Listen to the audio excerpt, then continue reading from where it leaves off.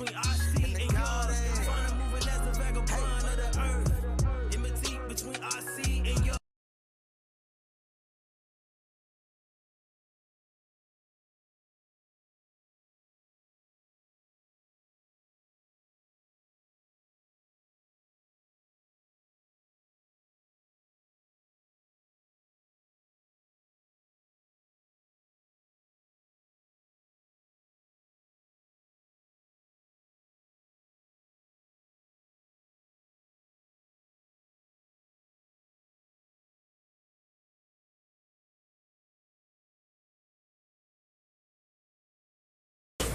Come on, good to see you. I know you got you right. Got you in here, live and living up. A couple of testing, 1, 2.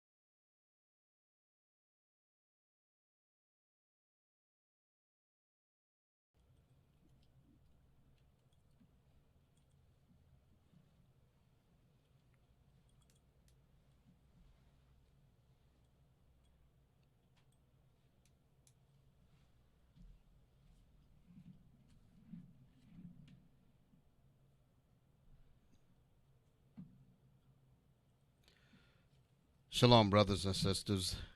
We're here again. Welcome again to the Bible, the Book of Our Fathers. I'm your host, Deacon Yalsop, and to my right is Captain Dekar. Hey, Shalom Israel. Shalom Israel, Captain Sariah. Most High in Christ bless you all. Hey, Shalom Israel, this is Officer Eli. Most High in Christ bless. Happy Sabbath.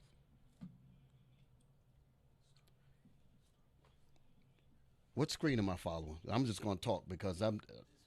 Which one? This one closest to me or that one over there? Okay.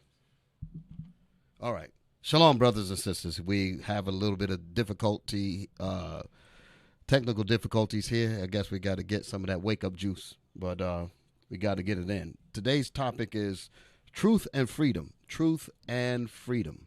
Truth and freedom. We want to get into, well, I guess I need to make this statement because it's still staring at me. So we are not a hate group. This is what needs to be known out here. We are not affiliated with any other Israelite group. Israel United in Christ is a non-violent, Bible-based movement. We do not advocate nor condone any acts of violence against any race, ethnicity, or gender. We advise that if anyone hears or knows of any plots to cause harm to anyone or to break the laws of the land, you must contact the proper authorities to bring awareness to any possible threat, as stated in Leviticus, the 5th chapter, verse 1.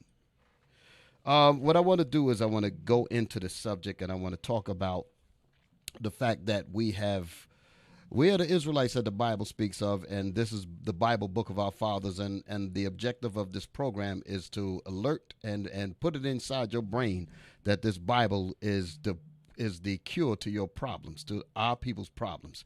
We need to get that understanding. There's been a lot of philosophies and different things going around in the earth as if that's going to trump the Bible. Nothing's going to trump the Bible, and it's about time for us as the Israelites to realize that. The Bible is the book of our fathers, and inside this Bible is the solution to the problems that our Lord said that we will encounter as a result of disobeying his laws. I want to go into some videos, and then we'll get more into our lesson. Like I said, today's topic is truth and freedom. Well, the first thing I want to say, give me the book of Jeremiah, because I know I got to touch this. Because as I was driving yesterday, I ran into the world of Negroes, running into the malls. I couldn't even get home. I was just trying to, and I'm like, what the hell is going on out here? And then I realized it was, what they call it, turkey, what's this thing called? Valentine's Day. I get them all mixed up. They all wicked as hell anyway. Yeah. Jeremiah chapter 10. Jeremiah chapter 10. This is the reason why we're in such trouble, because we're wicked as hell and full of abominations. That's how we live our lives. We continue to be totally disobedient. What the hell does Valentine's Day got to do with the Israelites being in captivity? This is madness. Jeremiah chapter 10, verse 1. Jeremiah chapter 10, verse 1. Hear ye the word which the Lord speaketh unto you, O house of Israel. The Lord is not speaking to the whole planet Earth. We're the Israelites, and we're supposed to be keeping God's laws. We're supposed to be keeping his commandments, okay? God made us his people, and he said, listen, you're not like the other nations. I made you for you to obey me. Don't follow the other nations. That's what he's going to tell you in this scripture here. Read it again. Hear ye the word which the Lord speaketh unto you, O house of Israel. O house of Israel, the Israelites. Go ahead. Thus saith the Lord. Thus saith the Lord. Go ahead. Learn not the way of the heathen. Learn not the way of the nations. The so-called Valentine's Day is not a biblical holiday. It's not a holiday for the Israelites. What in the world is wrong with our people? How long must we continue to get that ass whipped? I just got to say it that way, because we continue to be disobedient against God. That Valentine's Day is not a holiday that we're supposed to be following. And the more we keep doing this thing, our power and our God is angry as hell, and it's going to bring complete destruction on our people if we keep doing this mess. Okay? So the ones of our people that's waking up and coming out of the foolishness, like the scriptures say, come out from among them and be ye separate, separate ourselves from these wicked, foolish, evil holidays and come back to our commandments, the Most High is going to bless you. The rest of our people going to die. Is that it? Read some more on that. Learn not the way of the heathen. And be not dismayed at the signs of heaven. Don't be following be not dismayed at the signs of heaven, talking about the things that's going on in outer space. Don't worry about that. the angels and all that. Don't worry about any of that stuff that's going on in the skies. And mainly talking about that the astrology, that's zodiac garbage. Leave that mess alone. Go ahead. For the heathen are dismayed at them. That's what the nations, that's their thing. But we're not as the nations. So get that through your thick head, brothers and sisters, okay? And stop playing games and making the Most High mad. Now, I just have to say these things. I know it sounds like I'm just coming out the gate going all crazy, but that daggone thing yesterday pissed me off, man. That's right. Negroes zooming everywhere. And because of that doggone holiday, a lot of fornication going to be going on. Ain't no marriage going on. All just total wickedness. Hey, you got some candy for you. Give her some candy. Send us it. Got some candy. Take her to the hotel, bang her, pop her, and then leave her alone. And that's it. It's just absolutely the same foolishness every year. It's ridiculous, and the Most High is going to bring, and a lot of this stuff is going on with married couples that ain't the people getting together ain't married. They're committing adultery like hell. Mm-hmm. Okay, a lot of that mess is going on. And I tell you, our people, bro. I Lord have mercy. Give me my video, man. We really got to really get ourselves together. I'm going to start off with Dr. Martin Luther King. He's being interviewed. He's actually being interviewed. I forget this Edomite that's interviewing him, but he's talking, and he's inside a church. Some of y'all may have seen segments of this video before, and I just want to play a little clip of it because there's something that he says in reference to how the enemies think about Israel. Go ahead, hit it. I think the other thing that we must see at this time is that many of the people who supported us in Selma, in Birmingham, were really outraged about the extremist behavior toward Negroes. Now, pause it for a second. Pause it for a second, because let me set up, because I just kind of went from Valentine's Day right into this, and they're like two different, people think it's two different eras. But the point that I'm bringing up here is that because of our disobedience against God's commandments, the situations that Dr. Martin Luther King is going to speak on is prevalent in our lives today. So the question is, why is it that white America has such a big problem with black people? So that's what he's getting ready to expound on. Go ahead. At that moment, and they are not now, committed to genuine equality for Negroes. It's much easier. So he's talking about start it again at 11 at the time. Start it again, because he's talking about the whites having. He's making the point that white people are not really about this integration stuff. That's what he's going to talk about. Go ahead. I think the other thing that we must see at this time is that many of the people who supported us in Selma, in Birmingham, were really outraged about the extremist behavior toward Negroes.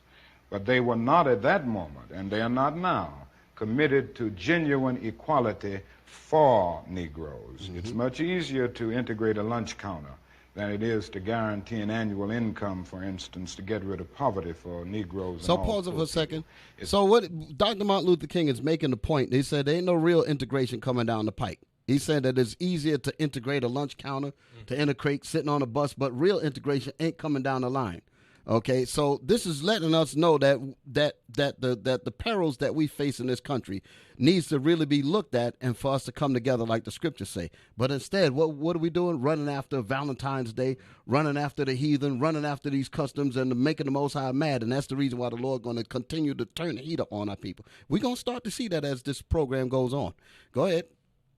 It's much easier to integrate a bus than it is to make genuine integration a reality and quality education a reality in our schools. It's much easier to integrate even a public park than it is to get rid of slums. And I think we are in a new era, a new phase of the struggle, where we have moved from a struggle for decency, which characterized our struggle for 10 or 12 years, to a struggle for genuine equality. Now pause it again. Because right now we're integrated to we're integrated to the point where we can participate in foolishness. But anything that's real meaningful to really work with us as a people, to lifting us up from the problems that we have, we ain't made a step at all. We have just been allowed to be more crazy, more Easter eggs, more Valentine's, more foolishness, Christmas tree, all that garbage, all that integration. That's the equivalent of being integrated at the lunch counter. But in terms of real equality, like real education in its proper sense, housing, economics, things like that, that's not happening. Okay, and as long as we continue to do the wrong thing, we ain't never gonna be able to get anywhere. But the Most High ain't talking about us integrating with the society. The Most High talking about us to come together as the Israelites and obey His commandments. Go ahead. You're getting the resistance because there was never any intention to go this far. People were reacting to Bull Connor and to Jim Clark rather than acting in good faith for the realization of genuine equality. Do you think white people in this country, and I'm talking about non-segregationists, people devoid or thinking they're devoid of racism, do you have any idea of what they want the Negro to be in America? A slave. Well, it depends on the level that we are talking here, because I think you have to make a distinction between the people who are genuinely and absolutely committed in the white community on the question of racial equality. Less I than a think micro they're a very percent. small minority. I think the vast majority of white Americans will go but so far. It's a kind of installment plan for equality. In other words, it's a farce. They are always looking for an excuse to go but so far. Why are they looking for the excuse? What is it about the Negro? This is the part I wanted Every to get other to. group that came as an immigrant, All right, somehow. pause it. So this is what I wanted to get to. I know we've gotten off to a rocky start. I got to get my coffee pot percolating. He's making a point, and he said that why is it that white America has such a problem with the Negro? Get that statement again, 'cause that's what I wanted to get that part. Go ahead. Just back it up just a couple of, hit it. For equality, and they are always looking for an excuse to go but so far. Why are they looking for the excuse? What is it about the Negro? I mean, every other group that came as an immigrant, somehow. That's it right there. Yeah, Not that's the easily, part right but- there. Pause it. That's the part point. that I wanted to get right there. Go ahead. You can't put immigrant in the same category as the Negro because we didn't come here as immigrants. Exactly. He gonna speak to that. Okay. He's gonna. But you're right. You are 100% right. But it's deeper than that. Go ahead. Somehow got around it. Is it just the fact that Negroes are black? That's a part of it. No. And growing, Stop that right grows there. out of... Stop right there. It ain't got nothing to do with the Negroes being black because they out in the sun trying to get black when the sun come up. So that ain't got nothing to do with it. It's got nothing. The point is that the nations, especially Esau, he knows who the Negro is. That's the problem. That's what the issue is. That's the reason why it's separate with us in terms of us versus, like you brought out, Officer Eli. You was making a point about immigrants. The immigrants ain't the threat. The threat is about the so-called Negroes waking up. That's the biggest key. Dr. Martin Luther King, he ain't saying that. Okay, he didn't get that understanding at that point. He started to get it right before he got taken out. Right. Okay, this was actually approximately about 11 months before he was assassinated. This interview here. So he was starting to wake up a little bit during those times. But that particular question that he's asking, Dr. Martin Luther King he doesn't fully know the real reason why Esau, the white man, hates us so much. Mm-hmm. It's because we are the Israelites. And because we are the Israelites, we are commanded to keep God's laws, not keep these Valentine's Day and Thanksgiving and all this foolishness. No way. Mm-hmm. Go ahead. Y'all going to say something? I was going to say the fashions of the heathen. You were saying the Valentine's Day. Yeah. All this other foolishness. It started on yesterday, but it's really full-fledged today because I just realized I was wondering too, D. I was like, what in the world going on out here? You know, people running all over. Oh, so it's tonight? Yes. I actually looked at my phone and said February the 14th. I said, oh, Lord, that's what's going on. I didn't even know. So, right, but let's continue on. All right. So, Eli, you had something for me? Dekar, nobody? I lost my thought. You lost it? But, all right. But to that point, what Dick talking about is that it talks about going hand in hand. Like you said, Dick, it's hand in hand as long as we compromising with them and breaking God's laws, like celebrating, like you said, Captain Sarai. Yeah, I forgot about that. The day was the day that, so they're out there busy as a bee. It reminds you, like in the book of Maccabees, I went to it when he talked about it, but it's the same thing. Let us all be one people, right? One people under what we're doing in wickedness.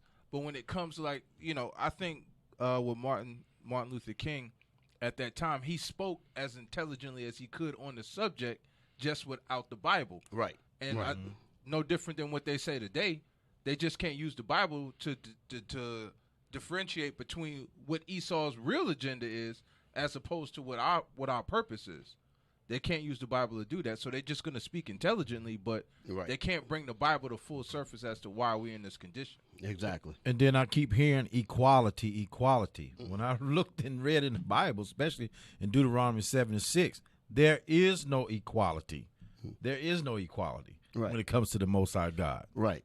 So people got to get the understanding. When you talk about equality, the Most High made every nation. He made them in their particular order.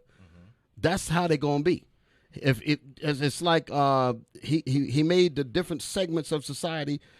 He didn't. If he made them different, they were not meant to be the same. So he made them perfect in their order. That's the point. He made the Israelites to be in its order. And he said that you are the ones that's going to be the gods of this earth, that's going to set this earth back in power. So that's the reason why the Most High separated us, because we're the ambassadors of the Most High. We just got to get our minds right. And if we don't fulfill what God meant for us to do, he has no use for us. It's not like we can just be what we want to be and not adhere to what God said. Either we're going to do what we were created to do, or he has no use for us. Right. That's what we have to get the understanding of. All right, let me go to my next video. Let's go to my next video. Give me the video on body cam. Give me that. Okay. And by the way, Deacon, welcome back. Glad to have you back. Yes, sir. I'm just trying to get my thoughts together here. I'm glad to be back, yes, brothers. Sir. All right, let's play this thing here. Now here comes the reality about because I wanted to separate this segment, this show, truth. And then we're going to get into freedom. We want to talk about the truth first. The truth is talking about the reality that we face, the reality of us being the Israelites and seeing with our eyes. And that reality is connected to the laws of God in the Bible. As the laws, as we read this Bible, the Bible becomes real to us through the experiences that we live through. So that's the truth in terms of us understanding reality. And then the truth is the keeping of God's law. So we need to keep those thoughts in our minds as we go through these very real situations. Play that thing. How they conduct search warrants after an 18-month CBS 2 investigation exposed officers repeatedly raiding innocent families' homes. But one mom says it's not nearly enough after seeing what officers did to her own kids. CBS 2 investigator Dave Savini uncovered the body camera video. You're watching heavily armed police officers breaking into the wrong home. Doors open, go, go, go! Pointing guns at the innocent kids inside. That's the back end of a high-powered rifle. 7-year-old Pause JJ it. Let's get our minds on what we're looking at. Police got a tip, Chicago PD, they got a tip that drugs was in its particular house. So when they went in there, it turns out to be the wrong house. So as they're there, they're coming in with their guns and they dare to look for the dope, so to speak, and the dope man and all of that stuff. So the kids that are in there, they put the guns directly on them. So removing to the side about whatever police procedures that was going on in terms of what they discussed at roll call and all of that, the reality is that the children, the only thing they know is that a gun is being pointed at their head for no apparent reason. So the reason why I'm bringing this out is because can you imagine the trauma that goes along with that kid experiencing that? And now the reason why I was talking about all that foolishness in the beginning is because our disobedience to God is what brings on situations like this here. And I know a lot of times people try to disassociate that reality, meaning the reality of the scriptures. The Lord said, obey my law, obey my word, and I'll protect you. We don't want to do that. And we think that the punishment that we're getting is not as a result of breaking God's laws, when it is. Because we are not keeping the laws of God, we are terrorized, we are beaten, shot, jailed, miseducated, robbed, the whole nine. Because we refuse to keep God's commandments. That's the reason why things like this happen. You may not see the connection. Actually, you don't have to. People trying to say, well, I don't see the connection. The hell with what you don't see. The Most High said that's what it is. Okay, if we're going to read it. Play on. So I shouldn't be talking like this, but it really angers me. Back that thing up.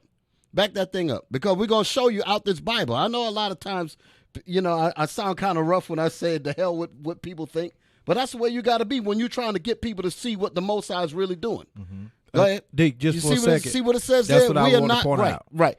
It says what? Go ahead, Cap, since you on I it. just happen to hear it, but now I actually see the word. They putting the words there. Right. It says, no, we're not going through this again. So this is the second time. Right. There's more than the second. There's plenty of times that this thing has been going on. Right. That's what the article is going to bring out. The point is that this kind of abuse happens to our people. Don't happen to the other nations. Mm-hmm. And I'm going to show you. I'm going to talk about that. Go ahead.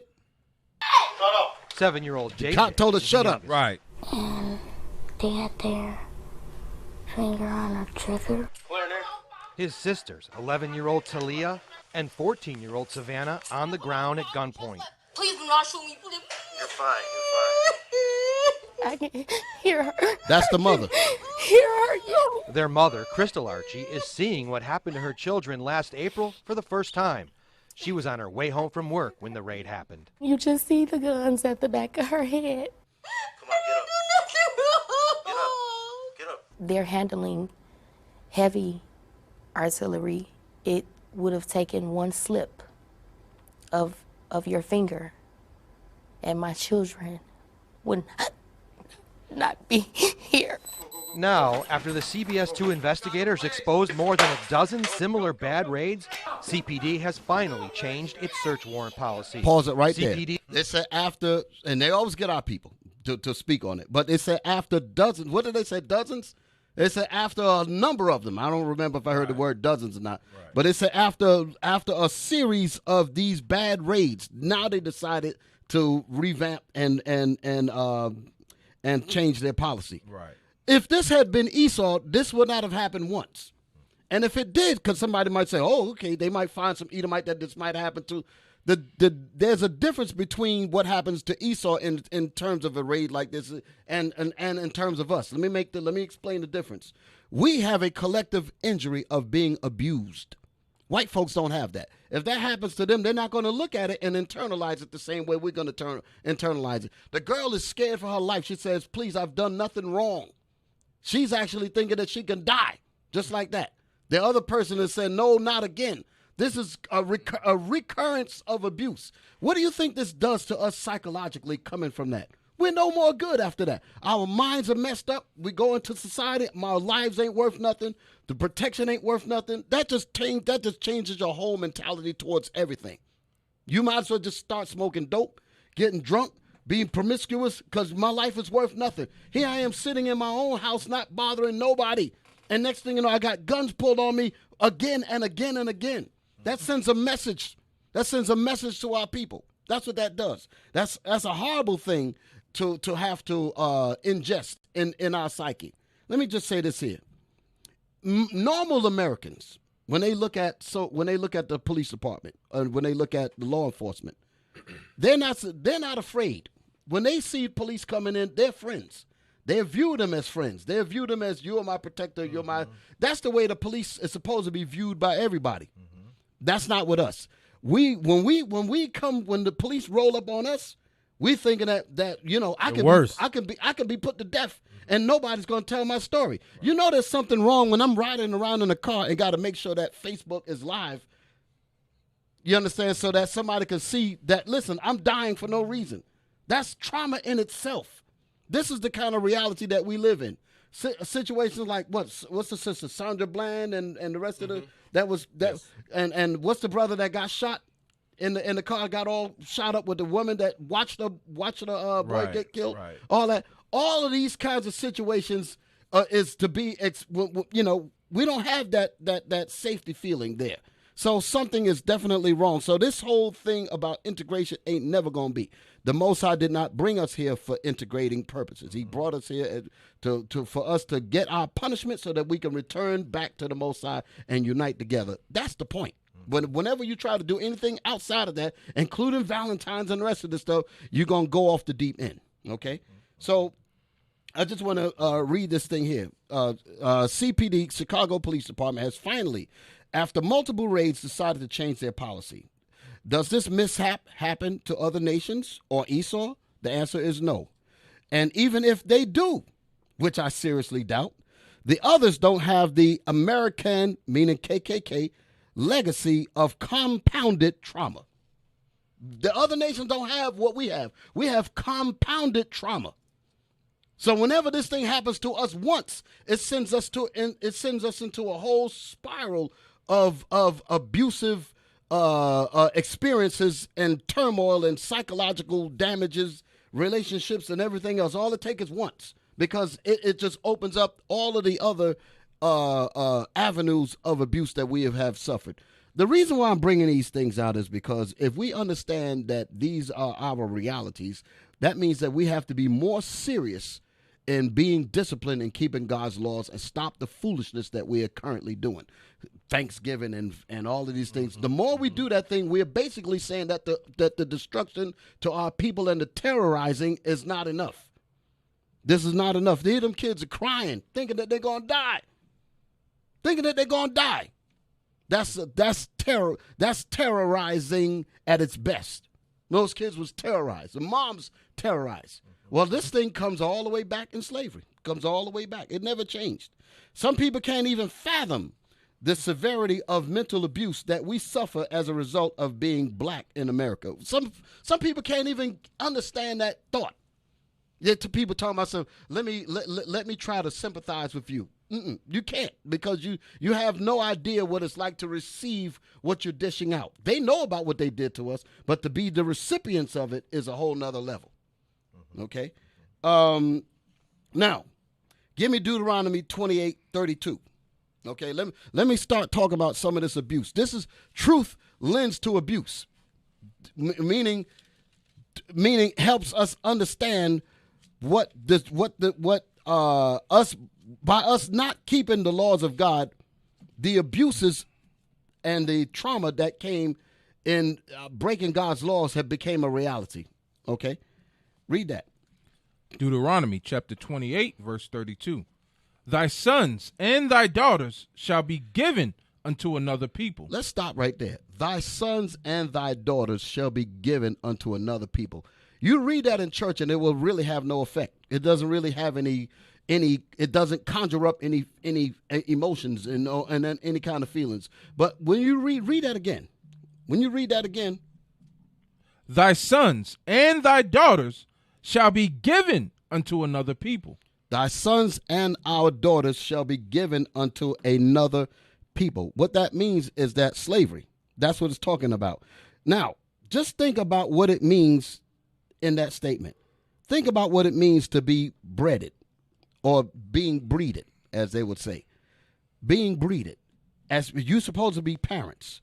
You're supposed to be parents of children that are born.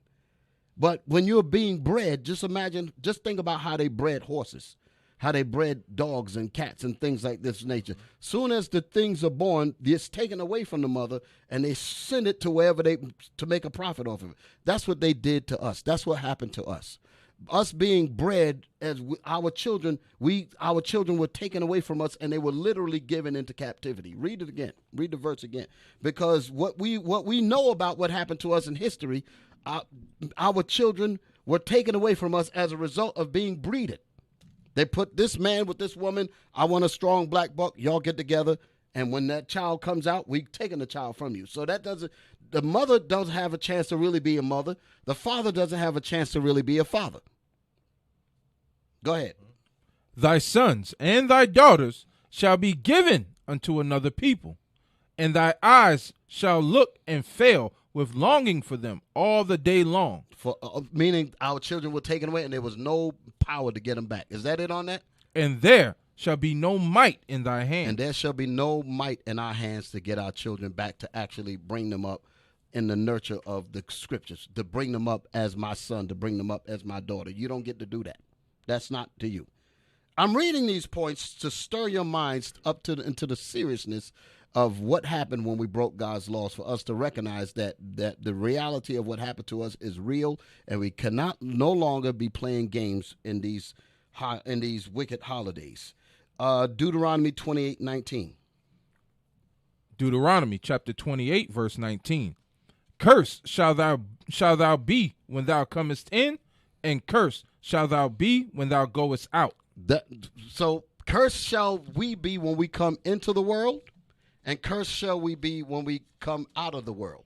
Meaning that when you come on this earth, because we did not keep the laws of God, we ain't changing nothing. You're going to come into this world as a slave, as a nobody, and you're going to leave as a nobody. But as long as we keep breaking God's laws, we're going to die as a Negro. We're going to be born as a Negro. You're gonna go through the problems of a Negro. You're going to go through the problems as the Israelites because we've refused to change and follow God's laws. Okay? That's what it means when it says that we will be cursed. You want to say something, anybody? I tell you, Dick, what you're bringing out is heavy because I don't know if y'all caught this.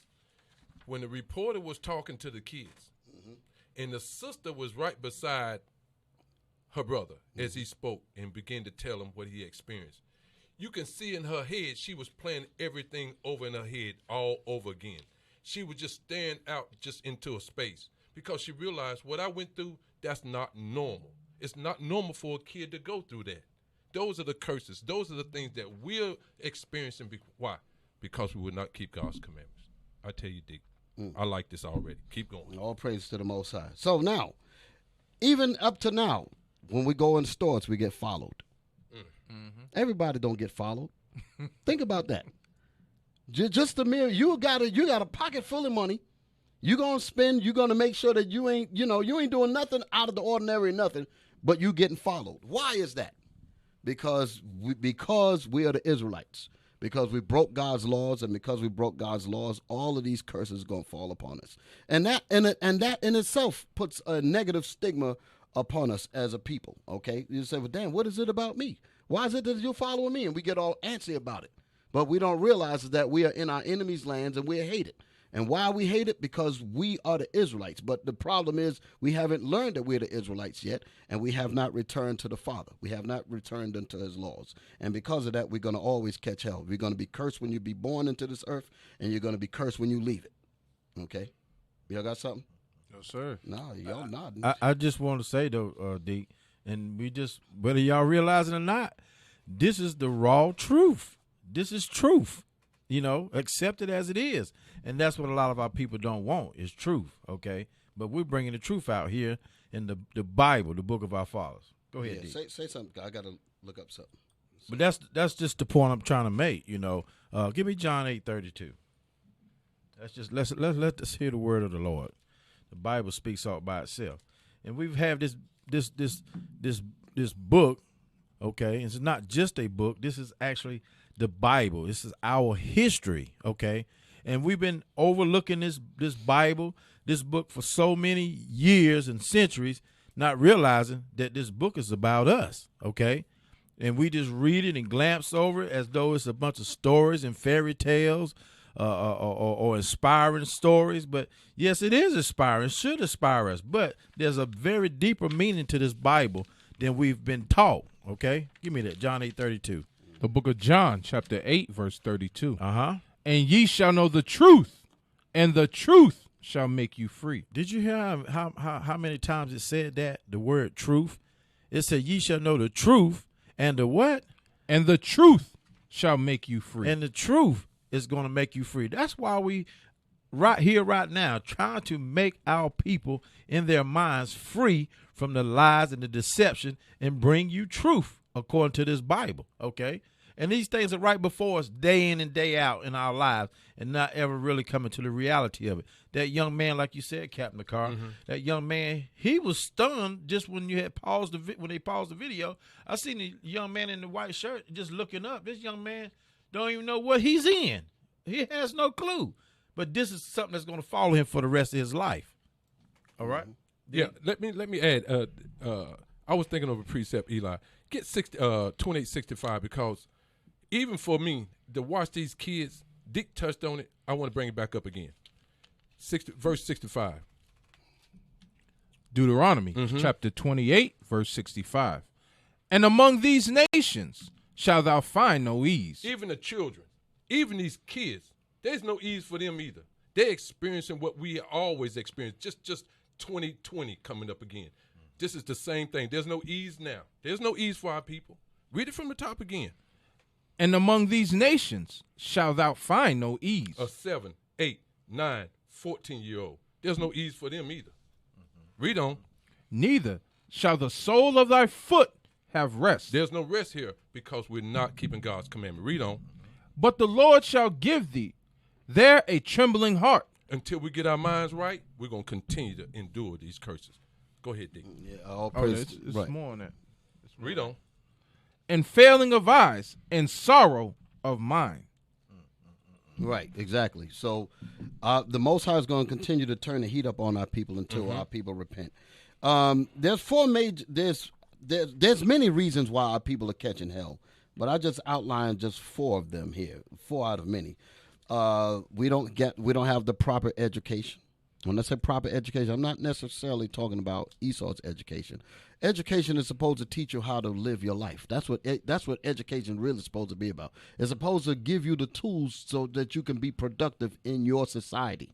That's the whole purpose of education, okay? Our people don't learn nothing about themselves, don't learn how to work among themselves, don't know how to work collectively with each other, business-wise, nothing. We don't learn any of that. And because of that, we end up hating each other and shooting each other and robbing each other because we have not been educated to learn how to actually work together properly. Education is what teaches you that. Proper education is what teaches you that.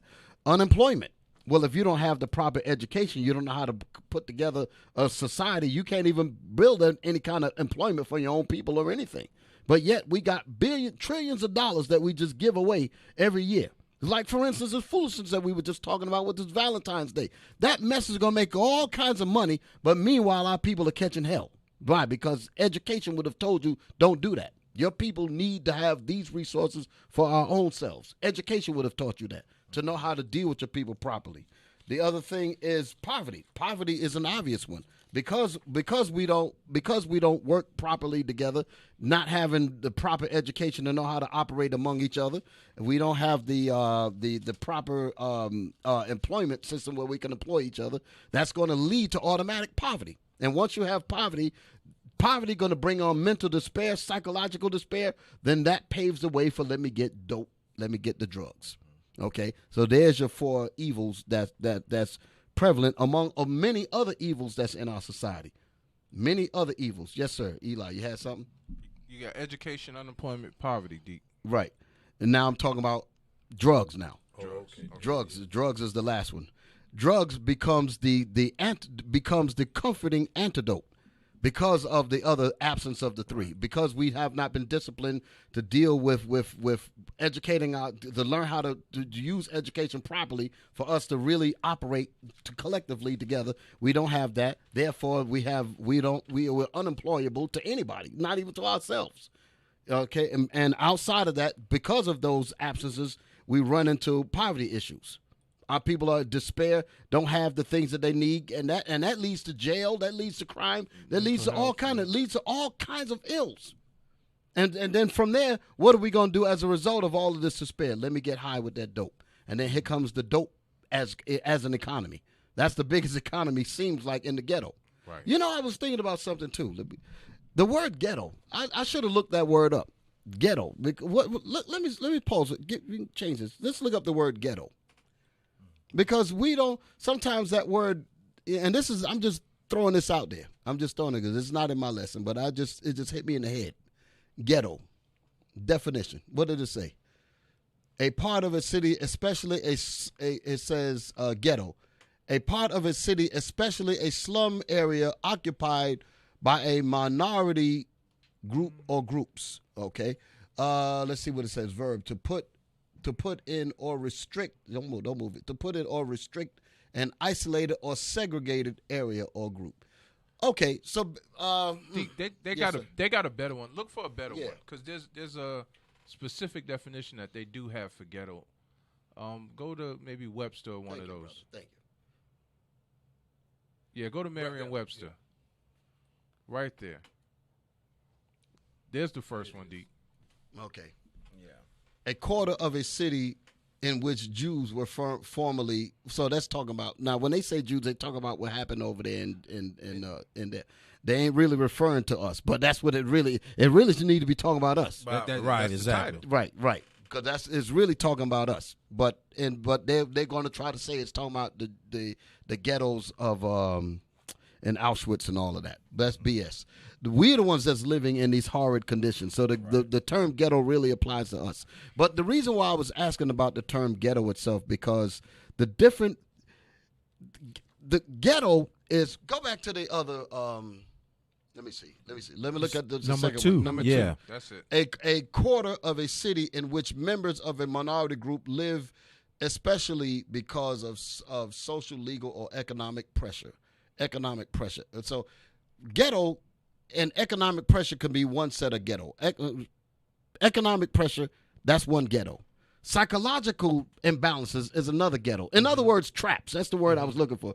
Ghettos are basically traps of turmoil, of bad reality. So all of the things that we suffer from are sections of bad situations, and each of these categories is a ghetto within itself. That's what I was trying to.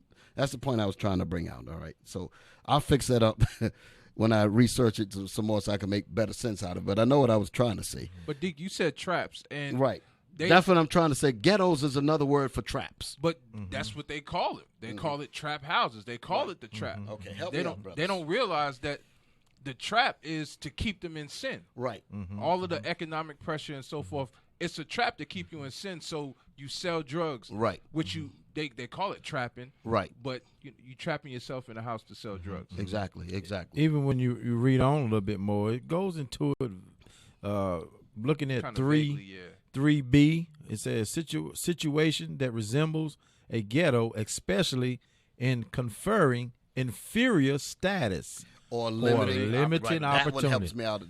Me out. So all of the different categories is a ghetto within itself. Right. So that's what I was saying. So when people use the word ghetto, you're just thinking of a place where it's just slums. Right. Hang out. We carry ghetto mentalities. Ghetto in psychology. Right. Ghetto in economics. Ghetto in brotherly love. Ghetto in everything, because all of it is limited. We have limited amounts of love when it comes to our brothers. We have limited amounts of understanding of how we should work together. Everything comes short when we are trying to deal for us. A ghetto mentality. All right. Because you said it though, Dick, he was talking about it. It said a quarter in which the city in which Jews or the Israelites. Let's put us there. What do we have social issues, oppression there? Yes. Do we have legal ones? Yes. Do we have economics? You just named all four of them. The reasons, if it's unemployment, they're social. If it goes into that's a ghetto. Yes, that's the ghetto. Legal, we can't get ourselves. We can't afford attorneys. It's an economic oppression. It all applies to who? The Israelites. That's where you're gonna find us at. So my point behind all of that, thank you, brothers. Y'all helped me get over a rut. Even when we come out of the so-called ghetto, the ghetto mentality is still in us, because even when you leave the so-called slums, when you go out into society, you're still going to be limited. You're still going to have limitations on you, because those are ghettos within the ghetto. That's what I was trying to bring out. I hope the key word I hear is oppression. Right. Right. Exactly. Okay. Economically oppressed, educationally oppressed. Socially oppressed. Right. All of these are ghettos. That's the part that I was trying to bring out. I hope you brothers and sisters understood that. Okay. And because of our continuance in sinning, we can expect that these and other factors that lend to our ghetto life will expand. Meaning our I only named 4. But by us continuing to sin, more and more compounding of evil will continue to come upon us. The Most High is going to bring that upon us. He tells us that in the book of Leviticus. He said, I will stand over you to destroy you. And even if you still don't get it, I'm going to turn it up even more. Give me that real quick. Give me that verse so you can understand what I mean. Leviticus 26 is a verse in there. He says, and I will do even more. That if you don't even listen to these. Leviticus 26, real quick. Leviticus chapter 26. To show you that the Most High going to turn the heat up on us, even because he means what he says. He means for us to get ourselves together. You got the verse? Verse 28. Yeah. 28. Let me see. Start at 27.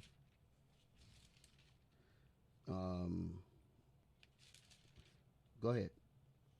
Leviticus chapter 26, verse 27. And if you will not for all this hearken unto me, but walk contrary unto me, then I will walk contrary unto you. Start with 25.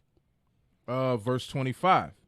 And I will bring a sword. Hold it. Start with 23. Yeah, start with 23.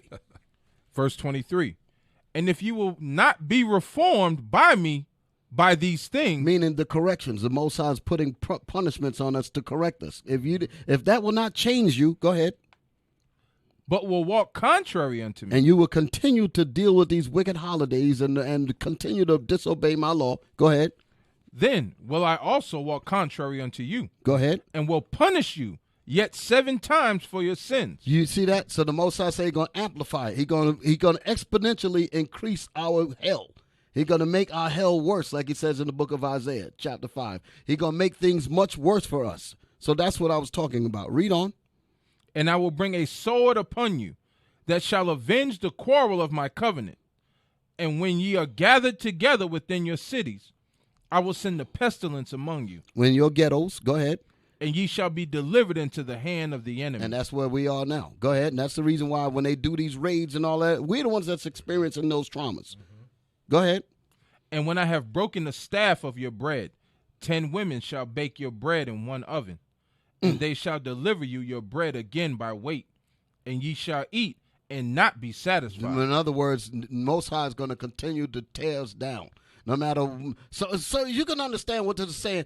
All of the money that we make, trillions of dollars that we give to the U.S. economy, yet we have these problems on top of problems. That's what this is talking about. If you had 7 women baking you bread, doing all of this work, and it ain't profiting us nothing. The Most High is telling you that He's putting holes in our pockets. Go ahead. And if you will not for all this hearken unto me, but walk contrary unto me, then I will walk contrary unto you also in fury. And I, even I, will chastise you 7 times for your sins. The Most High is going to turn it even up higher. So that's why I've said that although I just named 4 here, it's going to get even worse until we recognize that the truth of this Bible is about us keeping the commandments of God and recognizing the reality. That's the reason why I was talking about this. I'm trying to bring us to a point to see that the realities of the evils that we're doing is going to cause, is supposed to wake us up, to cause us to seek the truth of God and return back unto Him. That's what it's designed to do. Okay? Truth is reality in biblical history along with the laws of God in the Bible. That's the way I want to put the definition on what truth is. Truth is reality in biblical history along with the laws of God in the Bible. That's a good way to understand the truth. Deuteronomy 28 and 64. Deuteronomy 28:64. I'm getting ready to turn the Northern Kingdom a little bit now, because there's been a lot of beating up on Northern Kingdom by the Negroes. Let's call themselves Israelites. Deuteronomy chapter 28. But let's see what the Bible says about Northern Kingdom. Come on. And verse 64. And the Lord shall scatter thee among all people. And the Lord shall scatter the nation of Israel among all people. Go ahead. From the one end of the earth even unto the other. And there thou shalt serve other gods. And there we shall serve other gods. The other gods is not just talking about Islam, Baptists. All of our people are tied up in all kinds of religions. Buddha, everything. Hare Krishna, all that garbage. Our people are tied up in all that kind of stuff. The Most High said that he's going to send us to all of these things, but then he's going to have the word of the Most High that's going to be sent to these very areas to wake you up. And that's the reason why we're traveling all over the earth, to bring our people back to this gospel. Read on. Which neither thou nor thy fathers have known. No, our fathers didn't teach this mess that our people are following. Go ahead. Even wood and stone. Go ahead. And among these nations shalt thou find no ease. That's what Cap was bringing out earlier. Everywhere we go, we're catching hell. Hell on top of hell. Compounded hell. No ease at all. Go ahead. Neither shall the sole of thy foot have rest. No, our feet are not going to have any rest to these nations. That's the reason why it's written. Give me that in Isaiah 14 real quick. Isaiah 14 and verse 3. This is the reason why this scripture right here is written. Because as long as we stay in sin, we will not get any kind of rest, no kind of comfort or nothing. Isaiah chapter 14, verse 3. Go ahead. And it shall come to pass in the day that the Lord shall give thee rest from thy sorrow and from thy fear and from the hard bondage wherein thou was made to serve. That's when we repent. So when we repent, the Most High say he's going to take that curse from us. Okay, that's what that chapter starts off with. The Lord shall have mercy on Jacob, and will yet choose the Israelites. But the ones of our people that don't want to be in that fold that the Most High is talking about, you're gonna stay in what we're reading here in Deuteronomy until the Most High just wipes you out. Okay, go back to Deuteronomy. Deuteronomy chapter 28, verse 65. And among these nations shalt thou find no ease, neither shall the sole of thy foot have rest. But the Lord God shall give thee a trembling heart, and failing of eyes, and sorrow of mind. And thy life shall... All of that is all the horrors that we went through. Sorrow of mind is psychological problems. Trembling, what it say? Give thee there a trembling heart. Here you got the cops coming in with a gun to your head, and you praying that he don't shoot you. Trembling heart, and you have to live with that fear all the time. You never know. You're home watching TV, playing whatever you're doing as a kid. Next thing you know, boom.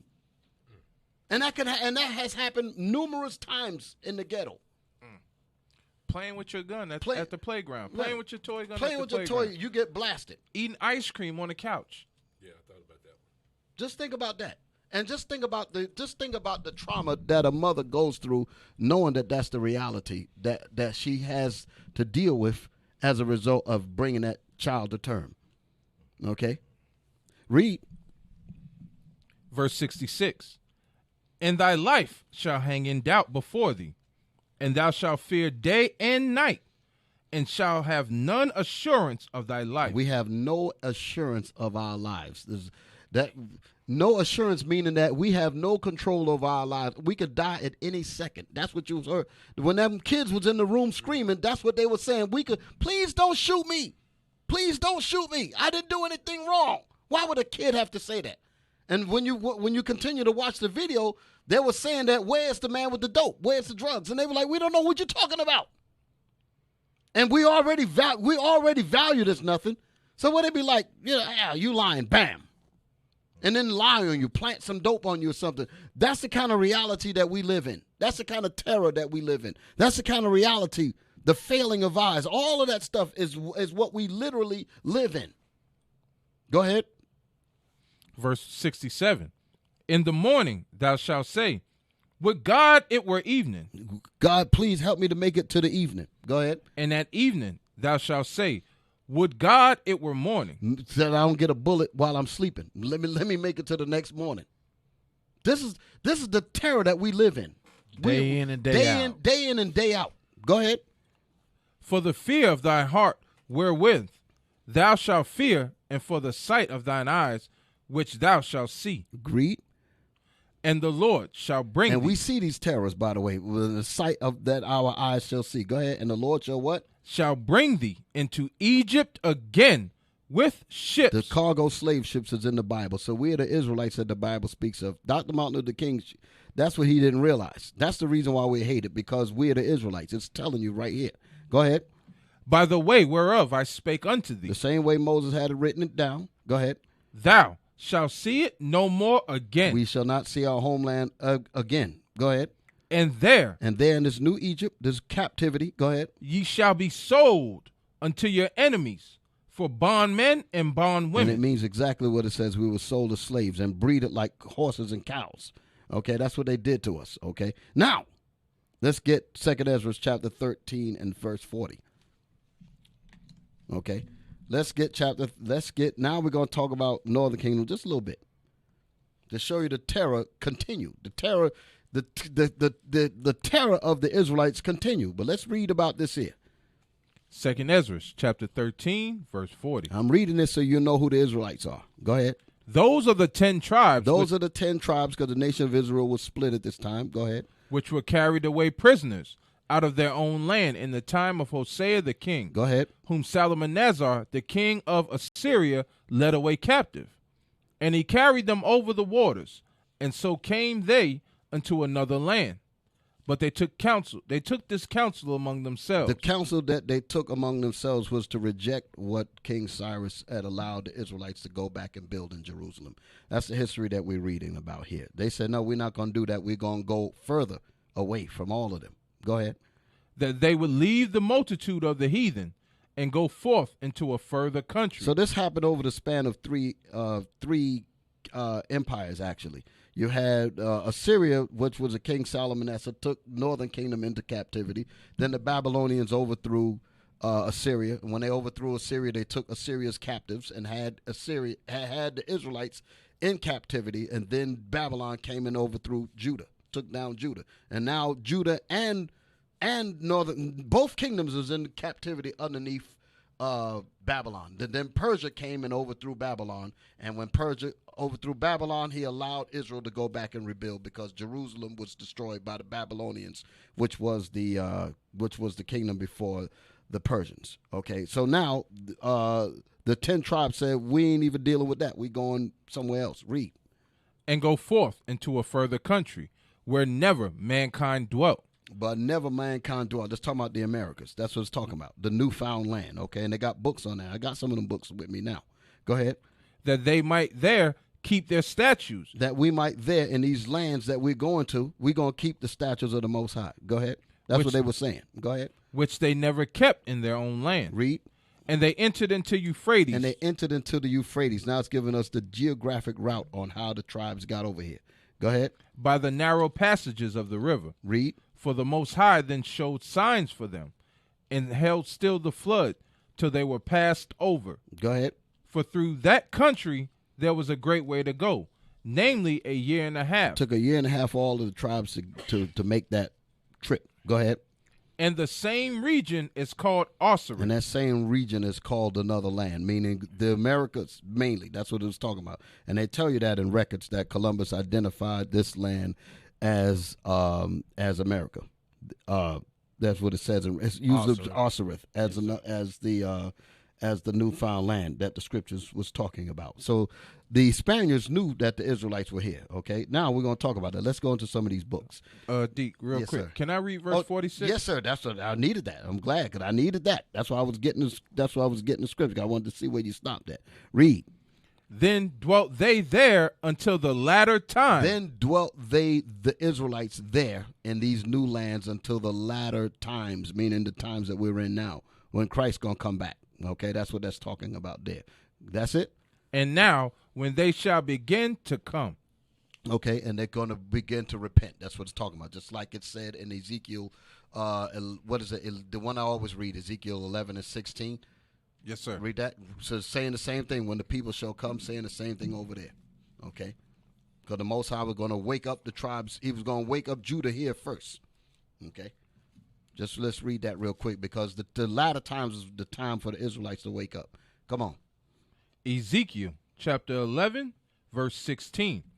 Therefore say, thus saith the Lord God, although I have cast them far off among the heathen, and although I have scattered them among the countries, yet will I be to them as a little sanctuary in the countries where they shall come. Where they, the Israelites, shall come and repent. Where the Israelites shall come and repent. Where they shall repent.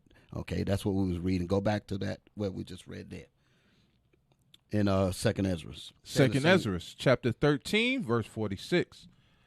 Then dwelt they there. Then dwelt the Israelites there in these new lands. Go ahead. Until the latter time. Until the last days, which is the same time period that we was reading in Ezekiel. Go ahead. And now, when they shall begin to come. Now they shall begin to come. So the Most High is going to be waking the Israelites up in these lands. So that's the reason why we're traveling. So what you see the bishop and the deacons and the captains doing, and the officers and soldiers actually that's on this trip, we're actually fulfilling prophecy. Okay, that's prophecy being fulfilled. So the Bible is actually going down as we speak. And it's a beautiful thing. Now let's get my pictures up there now. Oh, it's about time for us to take a break. Yes, sir. All 7. Right. Okay, let's take that break, and we'll be back in 2 minutes.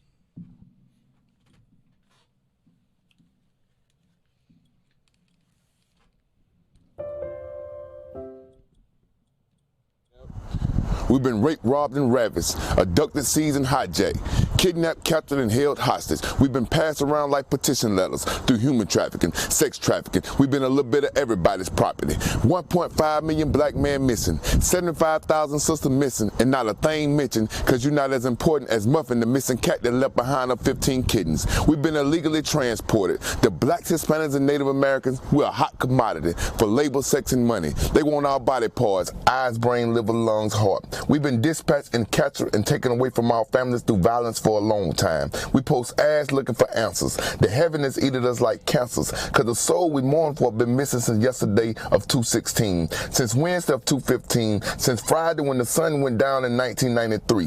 And over 50% of them souls look just like you and me. Deuteronomy 28 and 32 is true. We have no mic, no clue, no vision of what they doing to you. Just know we looking for you till we find you. It's our mission to wake the neighborhood up, keep them mindful and not blinded, to let them know that the prophets is on the devil's heel, and we'll lose sleep just to find you. Just know we looking for you.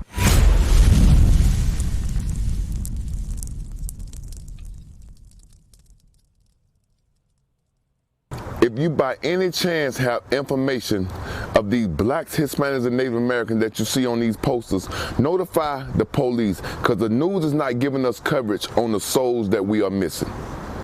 We used to scream black power while heroin was pushed. But at the end of the day, nothing's in vain. IUIC has been given a vision. The tents of Judah has risen. Many has attempted the mission, minor murmuring, omitting, and missing the mark. Just reading that he had the flame of fire in his eyes gave us the spark. We on Paul's mission. We out on the road, purple and gold, from Mexico, Cuba, Haiti, Ghana, Sierra Leone. 144,000 boots banging, concrete crackling. These are our men repented at heart. The scriptures is proof. IUIC, we deliver the truth.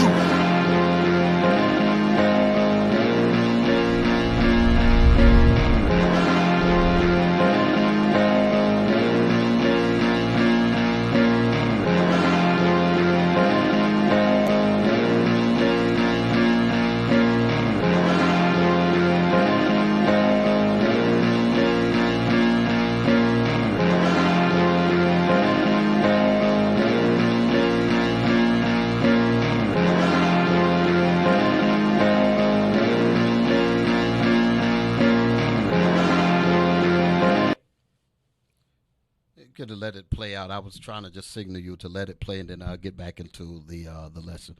All right, we're going to the book called Bartolome de la Casa's short account of the destruction of the Indies. Let's get right that. Let's find that book. Let's find that book. Let's find that book right there. Okay, we're going to go inside the book. We're going to go to page 11, I think it is. Okay, this is the book I was talking about.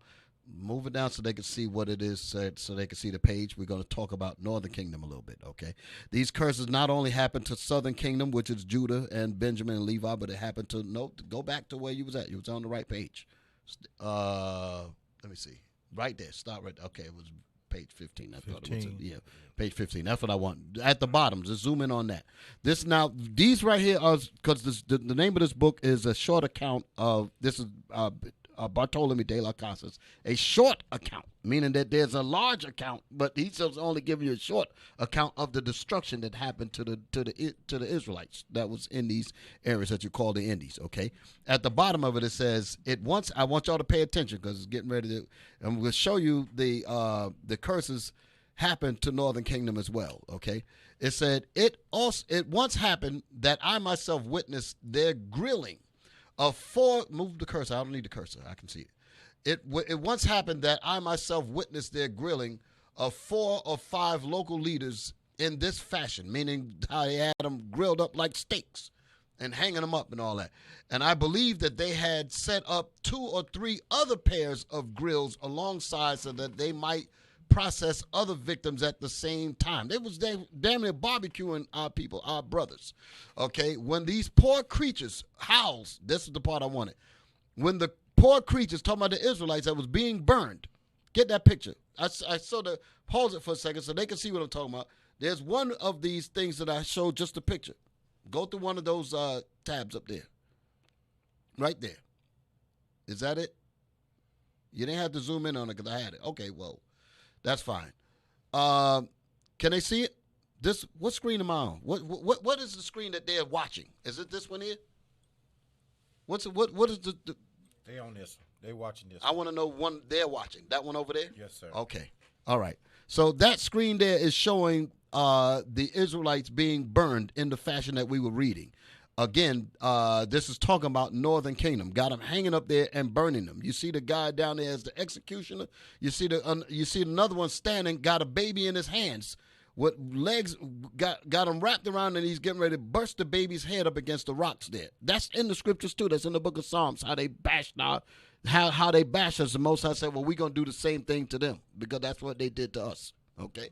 So that's what you see. It says, no one was spared. I'm just reading the caption at the bottom. No one was spared, erecting especially wide gibbets on which they could string their victims up with their feet just off the ground, and they burned them alive. Okay, so that's what I want y'all to see. Now, let's go back to the writing. Okay, let's go back to the writing. This happened in Northern Kingdom. Okay, it says that when the poor creatures' howls, meaning their screams, came between the Spaniard commander and his sleep. He was on the top bunk trying to get some rest. Mm-hmm. Okay, and them screams was getting to him. Now, go ahead. It says give me the next page. The next page, it should, no, brothers. Where's you had it earlier. The next page. Stay with us. Right there. Come down to the bottom. Right. This is continuing. This is page 16. We read 15. It says, when the screams came between, go back so I can line it up, because I lost my spot. I lost the, right. It says, when the poor creature's howls came between their cries came between the Spanish commander and his sleep, go ahead, next page. He gave orders that the prisoners were to be throttled. Now, let me tell you something about this here. To be throttled, meaning that he had rammed something in their mouths so that they cannot speak against the punishment that they were receiving. Somebody might ask, so why are you reading this, D? Why are you reading this? Because that's essentially the same thing that's going on with us now. We're being murdered. We're being shot down. We got drugs all in our communities. We're being miseducated.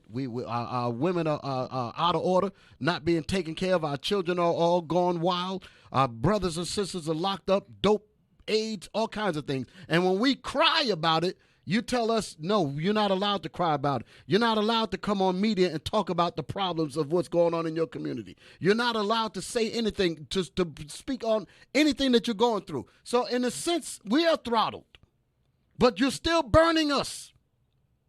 You're still giving us the dope. You're still shooting us down. You're still murdering us. But when we speak against it, you say we are a hate group. When we try to let our people know, so listen, we got some real problems going on in our nation, you telling us to be silent. Shut up all that noise. That's the reason why the media is a blackout on the Israelites. And this is saying the same thing. Let's put that back together. It said that he gave orders that the prisoners, listen now, that the prisoners, meaning our brothers being hung up there, were to be throttled, meaning have something rammed in their mouth. But the man in charge of the execution detail, now you got the man that's doing the burning. It says that the man that was on the execution detail, who was more bloodthirsty than the average common hangman, I know his identity and even met some relatives of his in Seville. So this guy is a maniac. He's just known at that. It says he was loathed. He was so upset. He was upset because he had to cut short his private entertainment by throttling them. So he wanted to see them burned. So he said, listen, I don't want to hear all that racket. So do something to cut that noise out. So he said, I know what to do. I'm going to ram something in their mouths. So they're still screaming, and it's a joy for them to see us burn, to see us get destroyed, to see the bad things that's happening to us in the community and not be able to say anything about it. Y'all get the connection? Okay. It says that he was loathed. He was upset, mad that he had to cut short his private entertainment. It's entertaining to watch how we destroy ourselves in the ghetto, but never bring up the real reason why we're so messed up.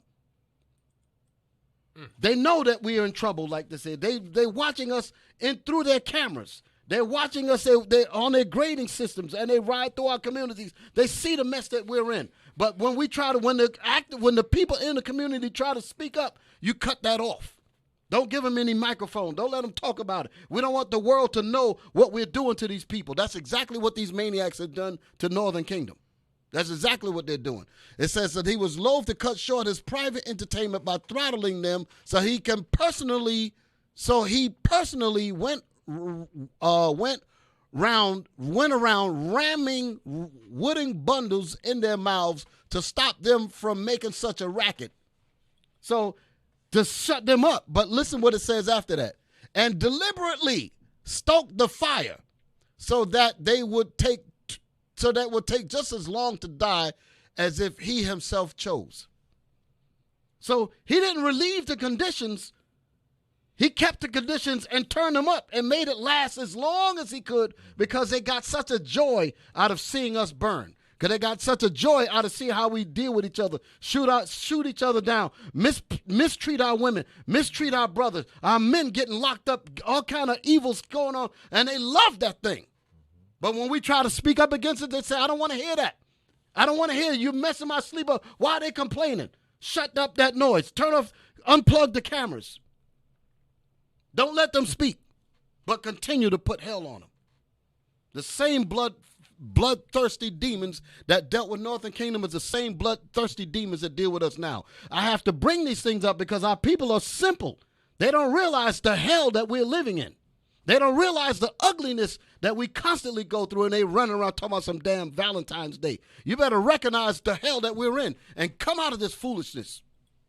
Come out of this damn foolishness. Mm-hmm. All right, let's see. Okay, so that was it on that. So Northern Kingdom, that's a part of it, what happened to them. And that was in Hispaniola. That's the so-called Dominicans. That's that part there, Hispaniola, before the quote-unquote Haitians came over. That whole area was known as Hispaniola. That was where Simeon primarily was dwelling there. So that's the Simeonites being burnt alive up there. All right, my next book, Flame and Resistance, okay? Flame and Resistance. Go to my next book. Hope you brothers and sisters are, we were trying to get the wheels rolling on the show. You had it right the first time. Go back. Yeah. Right there. Show the whole book, okay? Show the whole book. Move it down so they can see the name of the book. Again, okay, it's Puerto Rico. So I talked about Simeon, now I'm talking about Puerto Rico now. Puerto Rico, The Flame of Resistance. That's this book. But probably you can't even really, I don't even know if they got this book out now, but I bought it many years ago. Got stolen. I had to look for it again. It's very costly now if you do find it. Yeah. It's very costly. Wow. Okay. Well, let's go inside the book. Let's see why it's so costly. Let's go to the right there. Zoom in. This is page 7 at the top. Okay. On November 19th, 1493, Christopher Columbus and his crew landed on Boriquen. That's Puerto Rico. They brought the gun and the sword, the Christian cross and the Bible. Oh, wait a minute now. Because people take this and say that the Bible is a white man's book. The reason why the Spaniards had the records is because they took the records from us back then. But they was using that just like they did in slavery, using it to say that the Bible was okaying all of this evil. But as we read on in this lesson, you're going to find out that they lied, okay? They weren't bringing the Bible at all. They were bringing lies. They weren't bringing the truth about the Bible, not at all. Okay, but that's what they wrote here. It says, the Christian cross and the Bible to the island. Listen to this. It says, Columbus claimed the land for Queen Isabella of Spain. Soon Spanish conquistadors that followed him landed on Boriquen. They brought with them brutality, avarice, that's greed, machismo, smallpox, and syphilis. This is in Puerto Rico they did this. It says, and syphilis. Across the Caribbean, Latin America, and what is now known as California, Arizona, and New Mexico. So that's all the tribes. What did they do? It said Spanish conquistadors, because you so-called Hispanics, you are not the white man. You are not conquistadors. You're not Spanish. Okay, it's telling you right there. The Spanish came and burnt your people up. It said the Spanish conquistadors, when they came, they burned, tortured, crucified, and destroyed in their search for gold. Wow. Okay, so that's what they did. So that happened to Northern Kingdom. So several tribes are mentioned in that group. Not only just Ephraim, he's mentioned Gad. Gad was in California, Reuben, all them tribes. That's all that's talking about up there. Okay, when it says across California, Arizona, that's Issachar. That's Gad, Reuben. That's all them tribes. Latin America, all them Zebulon, all that. They went all them areas doing all kind of rape, pillage, murdering, burning, all of that stuff that we was reading earlier. So what the hell you mean that they're not the Israelites? We just read how the Lord said he was going to tear us up for disobeying his word. This is what we're reading. Okay? Now y'all got something to say? Y'all want to jump in? No? That was deep. That was deep? Yeah. All right. There you go again. Give me my next book. But I did want to say, we found out that book is about $300 and something. That book there? Yeah. You better keep that one, Dick. You better keep close. The price tag on the back of the book is $3.50. Huh? Well, it's $300 now. It's $300 now. So there you go again. I remember years ago, I got the book here that I paid, I think, $13 for. Now there was a price that I saw when we did this thing in New York. I forget the name of it. It was doing the thing on Psalms 82 or 83. The price went up to almost $3,000 on that one book. You know what's heavy, Deke, is that book is $300. Mm-hmm. And they'll stand in line for $300 to $400 pair of sneakers. Right. But see that book, I ain't spending all that money on that book and not realizing the invaluable history that's in that book about their people. Exactly. Truth. Exactly. That's it right there. You hit it right there, right on the head, Captain. You know, truth right there. And there's another part in this book that also talks about that they were sterilizing the Puerto Rican women. Sterilizing them. Systematically sterilizing the women so that they can't have babies. Okay? Excuse me. So now, let me read the scripture. Give me Deuteronomy 28 and 31. Let's see. Deuteronomy 28, 31. Then we're going to get back to these books.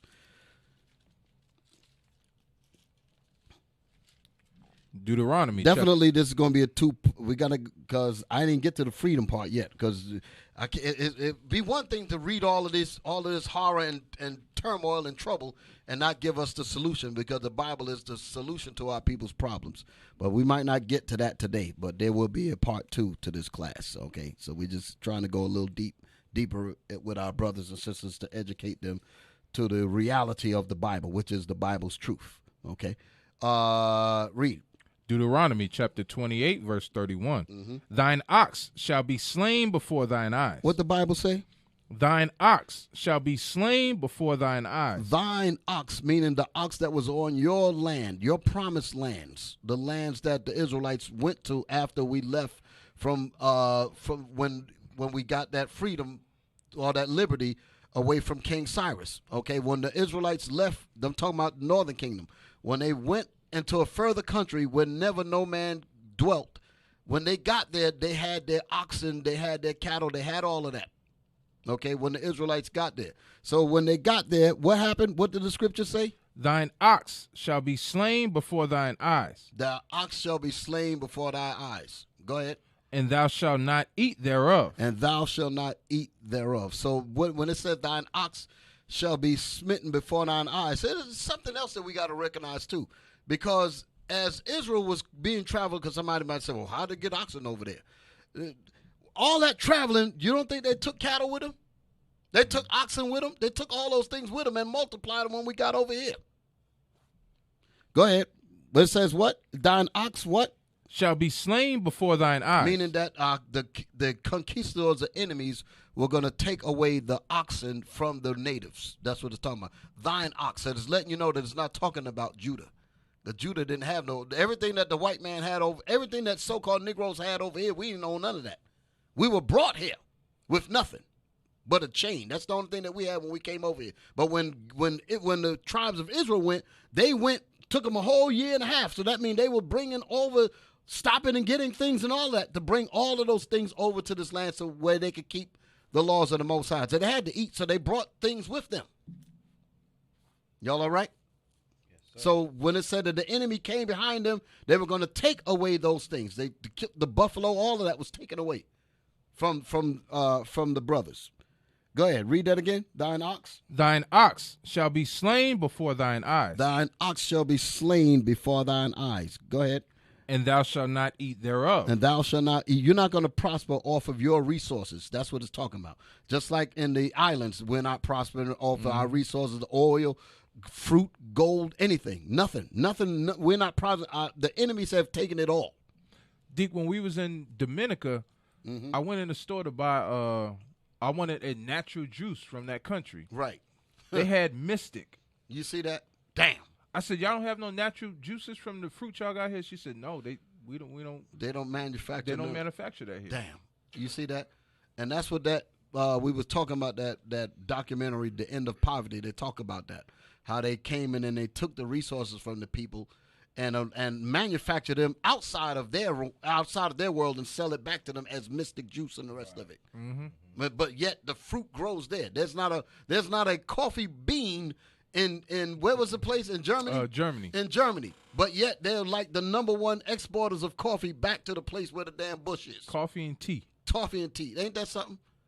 Thine ox shall be smitten. Go ahead, read that again. Thine ox shall be slain before thine eyes. Go ahead. And thou shalt not eat thereof. Thine ass shall be violently taken away from before thine face. Your cattle, your asses, your donkeys, your oxen, everything shall be taken away from you, meaning we're not going to prosper off of any of our livestock. That was Gad's livestock. That was Ephraim's livestock. That was Simeon's livestock, Zebulun's livestock. They took all that from him. Go ahead.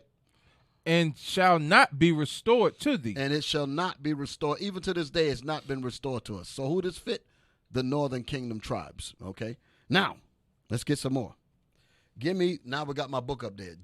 This is James Adair's History of the American Indians. This is not a comic book that you're looking at here. This is ancient records. Okay. James Adair, this book was written in the 30s. I think one of the original points release of this book was in the 30s. Okay. And James Adair writes about what he witnessed when he was among the Indians, and he wrote it in this book. Okay, turn the page. This is some of the things that he discovered. It says a history of the North Americans, meaning the Israelites, Gad, Reuben. It said their customs, etc., observations, and their color, meaning they ain't red either. They're not. This whole thing about them being red, they're not red. The so-called red man is the so-called white man, the red man. I ain't gonna say the so-called because he is red. The so-called white man is the red man. Okay, I got plenty of books at home that talks about black Indians because that's their color. They were black. This so-called Jew named William Loren Katz. He writes a book called Black Indians, letting you know they ain't no daggone red people. Okay, and where did they tell you in history? They said that Christopher Columbus thought that he wrote it in the book, say he thought he was in India. Remember? Don't they tell that in their records? They said that they thought he was in India. Are the people in India red? Right. No. So that was a lie. Okay? So it says here, observations and their color, shape, temper, and dress. Observations on the origin and descent of the Indians, observations and arguments. So there was arguments written, meaning these arguments like, are they the Israelites or are they not? They got sumptuous volumes of arguments in this book. It says arguments in proof that of the American Indians being descendant from the Jews. You see that? So what do you mean that the North American Indians are not of the Israelites? Well, this man has said that he got the proof. He got the proof, and it's written all throughout this book. Look at what they got here. It says division. He said they're division into tribes. This is what these are the arguments that he was talking about. This is what he found. Their worship of Jehovah. Wait a minute. What would they be talking about Jehovah if they didn't have a Bible, if they did not have the records, if they were not the Israelites? It says their notions of theocracy, the belief in the ministration of angels. This is the thing about when it says that the women, that they have the power over their head in the Corinthians. What is that? That's what this is talking about here, because it's a part of the chapter that talks about that. It says their language and dialects, their manner in counting time, their prophets and high priests. Wait a minute. Prophets and high priests? I thought they were savages. It says their festivals, fasts, and religious rites, their daily sacrifices, anointings, the laws of uncleanness. That's Leviticus. The abstinence of unclean things. Is there more? Could they go up? Marriages. It says abstinence from unclean things, their marriages, divorce, and punishment for adultery. That's all biblical. Okay? The cities of refuge. Oh, my goodness. That's out the Bible. Their purification and ceremonies for preparatory for war, manner of curing the sick, burial of the dead. They got all of that. Mourning for the dead, raising seed to a deceased brother. Come on now. All that's biblical. Why in the world would the Israelites, the Indians, be keeping these things if they were not the Israelites? All this is recorded in the Bible. So our brothers need to come out of that foolishness. Talk about Northern Kingdom, our Hispanic, what they call Hispanic and Indian brothers are not of the tribes of Israel. You need to stop that foolishness. Right. Okay? And me personally, I don't give a damn about how mad you get either. The Most High say what it says, and that's it. Right. Okay? Go ahead. Y'all gonna say something? Everything that you talk about, though, Dick, that's the Bible. They had the Bible. So all those things is in the Bible. They recorded. Exactly. They are recorded. Absolutely. Absolutely. Now, let's see where I want to go. When we read this truth is supposed to make us want to stand up and apply the solutions to our people's problems. That's the reason why I'm bringing this information out. It's supposed to urge you. It's supposed to stir you up, to make you stand up and say, you know what? It's time for me to deal right and bring the solutions to our people's problems by being an example of what Christ told us to be. Give me the book of Ecclesiastes 7 and 7. Okay? Ecclesiastes 7 and 7. Wait a minute. Yeah, Ecclesiastes 7 and 7. Ecclesiastes chapter 7, verse 7. Surely oppression maketh a wise man mad. Surely oppression maketh a wise man mad. Maketh a wise man mad. This is what we have to realize, okay? Oppression, the reality of the truth in the biblical history that has been brought out to us is supposed to bring us to a point of being serious about using the laws of God to come together as the brothers and the sisters to come together in righteousness. Gather together, O nation not desired. That's what we're supposed to be doing, and bring God's laws into reality. That's our job. That is our job. Let's go into one of my other books, Lost Tribes in the Promised Lands. Let's read that. What time we got? Let's read that. I want to bring out some more information. Okay. Let's see. Give me a second. I'm glad you brought this book up, Deke. I think I found this book here myself for about, I think it was maybe $11. So this here is another actual book that they price jacking on. Why? Because there's truth in there. Right. Okay? Right. Okay. So now we're going into Lost Tribes in the Promised Lands. Okay. Like I said, I bought this book for $13. I bought it around, what year was it? 91? I think it was 91. Yeah, I think it was the year. I think of the year I came into the truth. I bought it. I bought it in 1991. That's when I bought it. Kind of, you see, just kind of beat up there. Let's go to the inside of this book, Lost Tribes in the Promised Land. Turn the page. To get the next picture. Now, I want you to zoom in on something. Yes, sir. Zoom in. I want you to see where the contents of what's written in this book. It says, see what I have highlighted in green? It says passages from Spanish explorers in the southern United States with dates. You see the dates? Wow. So these are the writings that these Spanish explorers wrote concerning what we're about to read in this book. 1528 to 1543. So jump down so that you can see where these things came in. Because I got an asterisk there, red asterisk. Come down, down, down, down. Okay, so this is card cataloged in the Library of Congress. So that's where you can find this information at. Okay, so that's what so this book is actually a compilation of records. Okay, now go to the next page. Let's read some of that information in there. More about the Israelites. Okay. Jump down because this is a lot of reading here. But let me see if I can just get to the point because time is running. But all of this is good stuff here. This is basically talking about that they found there was this man that was pretending to be a Jew. Okay, and he said that he was looking for his Israelite brothers. So he had this Indian guide, quote unquote Indian guide named I forget what it says his name was, but he was going to lead them to where his brothers was. Okay, so now let's jump down, go down, move down. Move the picture down so I can see what's at the bottom. He's stuck for a second. There we go. That's as far as it goes, Steve. Oh, yeah? Okay, well, give me the next page. Something ain't right with this thing. Go back to the other one again. Okay, that's it. Upon his, I can read it. That's it. That's the bottom of it. Upon his return, let me jump up. You see what it says? 2.5 years before he had told them while I jumped up. Right. 2.5 years before he told them while traveling in the wild mountains of Quito, he had heard some of his Indian guides remark that the natives, meaning the Israelites, I could see it, that the natives of that country deserved all of the suffering they had undergone at the hands of the Spaniards, meaning the conquistadors.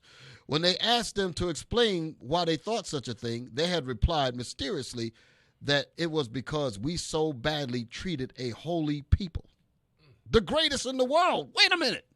That's Deuteronomy 7 and 6. The greatest in the world. Wow. Nothing more had been offered by them on this point, but later in the same conversation, Francisco, that was the name I was trying to think of. Francisco, one of the Indian guides, had declared that his countrymen would be avenged upon the Spaniards in time anyway by means of a people now hidden. Talking about the so-called Negroes. They're going to talk about all that.